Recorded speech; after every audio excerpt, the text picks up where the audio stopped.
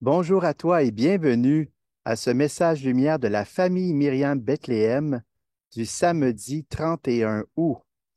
Me voici dans la joie pour faire encore avec toi une expérience de rencontre du Seigneur dans sa parole et une expérience de partage dans la foi. Habituellement, j'utilise les textes de la messe du jour, mais je me suis mélangé dans mon missel et je t'ai préparé un message avec les textes de vendredi. Je pense que c'était un événement parce que j'ai vécu en préparant le message une rencontre intérieure de Jésus qui m'a fait beaucoup de bien. Alors j'espère que cette méditation de la parole d'hier te fera aussi vivre une belle expérience. Tu te rappelles qu'hier, nous avions dans l'Évangile la parabole des vierges prévoyantes et des vierges insouciantes. Jésus nous y rappelait une sagesse qui est très importante quand il nous dit à la toute fin, veillez donc, car vous ne savez ni le jour ni l'heure. Et l'instruction de Jésus, c'est veiller.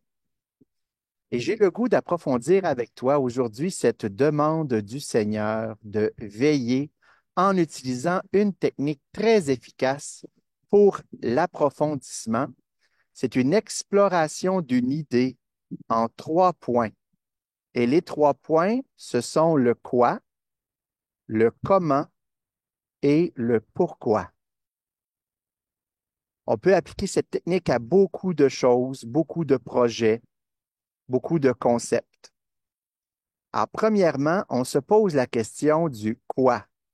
Et si on regardait le verbe veiller, qu'est-ce que ça veut dire? Qu'est-ce que ça implique? De quoi parle-t-on? En se demandant de quoi Jésus veut parler, quel est le quoi du mot veiller? Et j'ai trouvé, en cherchant un peu, une explication du mot veiller qui m'a beaucoup interpellé. Il disait dans un texte que veiller signifie garder la foi au Christ dans les petits événements de la vie quotidienne. Et quand on parle de foi, on parle de confiance dans la présence de Dieu, dans son action, dans sa bonté. Et si je reste vigilant dans ma foi, dans les petits événements du quotidien, je vais pouvoir exercer ce qu'on appelle à Myriam la lecture des événements avec un regard de foi. Et c'est un secret de vie filiale extraordinaire qui change notre façon d'être, notre façon d'accueillir les événements, les personnes, comme une parole de Dieu pour moi, comme une parole événement. Un événement qui a le potentiel de me révéler la bonté du Seigneur et aussi de m'aider à discerner sa volonté, ses désirs, pour que je sois un vrai disciple. Maintenant, te rappelles-tu le deuxième point? Je te laisse quelques secondes. Et si tu te rappelles, on parlait du comment. Alors, comment peut-on incarner le mot veiller? Quelle manière ou quelle méthode pourrait nous aider à le vivre? Car quand on parle de comment, on parle d'une manière. On pourrait, je pense, approfondir plusieurs méthodes ensemble aujourd'hui et ça serait très beau. Mais laisse-moi te partager une petite interpellation du Seigneur dans ma vie à laquelle il m'a donné la grâce de répondre au moins un peu et qui m'aide beaucoup à rester en état de veille. C'est-à-dire, si tu te rappelles notre quoi, l'état de veille, c'était de garder la foi au Christ dans les petits événements du quotidien. Alors, cette interpellation que j'ai reçue dans la vie de prière, c'est le silence. Je travaille presque toutes mes journées tout seul dans un bureau et j'ai l'habitude de mettre de la musique ou bien la radio. Mais depuis quelque temps, j'ai cette interpellation intérieure de laisser des temps de silence dans mes journées. Pas nécessairement pour prier, mais pour m'aider à rester en présence du Seigneur, à être moins distrait par les bruits, les paroles du monde qui ne communiquent pas très souvent la mentalité de l'Évangile. Et je peux te dire que maintenant, c'est plus facile pour moi de faire ma lecture des événements avec un regard de foi. Et quand c'est plus difficile de garder du silence, je peux offrir mon effort de silence comme un oui d'amour à Jésus qui m'appelle à cette qualité de présence à lui et aux autres. Alors voilà pour le comment. Un petit truc, le silence. Te rappelles-tu le troisième point de notre exploration du mot veiller? Oui, c'était le pourquoi. Alors, je laisse la réponse à cette question du pourquoi à Jésus. Habituellement, la réponse à un pourquoi, c'est un parce que, qu'on peut remplacer par le mot car.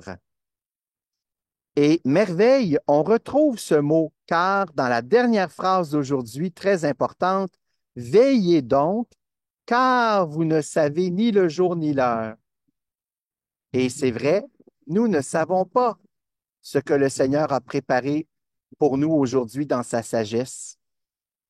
Et nous sommes rarement entièrement prêts à accueillir les événements avec une foi à la hauteur de cette sagesse de Dieu.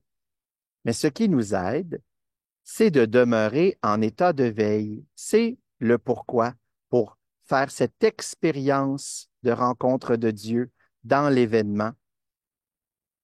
Et si je demeure en état de veille avec ce regard de foi, avec cette mentalité d'émerveillement à la manière de Marie, avec une oreille vierge d'écoute, je pourrai me rappeler qu'à tout instant, le Père est toujours providence, que le Seigneur Jésus est toujours sauveur miséricordieux et que l'Esprit Saint est toujours en train de donner au monde le souffle de vie filiale, de vie ecclésiale dont nous avons besoin. Alors pourquoi rester en état de veille? Bien, c'est pour ne pas manquer ce moment de la grâce où nous pourrons rencontrer le Seigneur dans sa providence, dans sa miséricorde, dans son souffle de vie. Et comme les vierges prévoyantes, nous pourrons vivre cette expérience de rencontre avec Dieu, de ce repas de noces, qui est la communion trinitaire. C'est l'appel de toute notre vie, de connaître Dieu, d'être en union et en communion avec lui. Alors, veux-tu qu'on demande ensemble, toi et moi, aujourd'hui à Marie, de nous aider à faire passer ce message de Jésus dans notre vie? Veillez. Je te salue, Marie, pleine de grâce. Le Seigneur est avec toi. Tu es bénie entre toutes les femmes, et Jésus, le fruit de tes entrailles, est béni. Sainte Marie, Mère de Dieu, prie pour nous pécheurs, maintenant et à l'heure de notre mort. Amen. À toi qui écoutes, je dis bonne journée en état de veille, c'est-à-dire en gardant la foi au Christ dans les petits événements de ta vie quotidienne. Au revoir et à bientôt.